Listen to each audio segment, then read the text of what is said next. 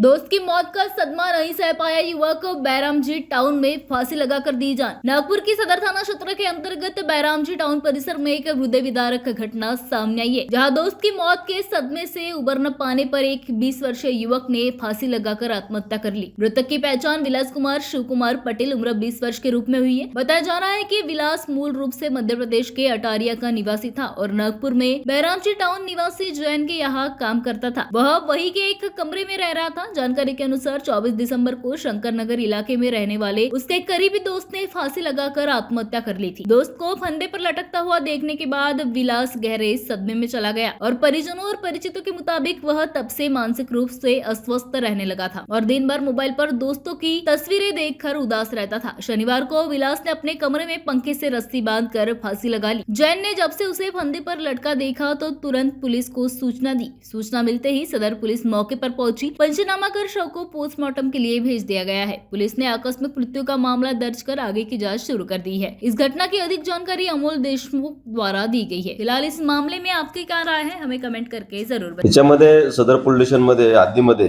बैरामजी ठिकाणी साहिल जैन यांचे राहतं घर आहे। त्या राहत्या घरामध्ये मृतक आहे विकास कुमार शिवकुमार पटेल। हा त्यांच्याकडे साफसफाईचं काम करण्याकरता 1 वर्षापासून राहत होता। तो त्यांच्या घराच्या वरती छतावरती बांधलेल्या एका खोलीमध्ये राहत होता। त्या ठिकाणी त्याने गळफास घेऊन आत्महत्या केलेली आहे। सुसाईडचं नोट वगैरे मिळालेली नाही, परंतु त्याच्याच बाजूला एक व्यक्ती जो राहत होता तो पण साफसफाईचं काम करत होता त्या बंगल्यामध्ये। त्यांचं नाव संजय गुरुप्रसाद नापीत यांनी या संदर्भाने तक्रार दाखल केली होती आपल्याला। ज्यावेळेस त्यांनी सर्वात प्रथम हा प्रकार पाहिला आणि ज्यावेळेस 9 वाजता त्यांनी त्या मुलाच्या रूमचा दरवाजा उघडला त्यावेळेस त्यांनी गळफास घेतलेल्या स्थितीमध्ये आढळला। त्याचं एकंदरीत सांगणं होतं की हा विकास कुमार हा जो मृतक आहे तो राहणार मूळचा जरी असला मध्य प्रदेशचा जिल्हा महोगंज येथील होता, परंतु तो मागील 1 वर्षापासून या ठिकाणी राहत होता। त्याचबरोबर त्याचा एक मित्र शंकर नगर या ठिकाणी एका बंगल्यामध्ये काम करत होता आणि त्याच्याकडे त्याचं येणं जाणं होतं नेहमीच। त्याचा एकदम चांगला जीवलग मित्र होता। त्या मित्राने मागच्या 3 दिवसापूर्वी त्या ठिकाणी त्याच्या स्वतःच्या घरी फाशी घेतली होती,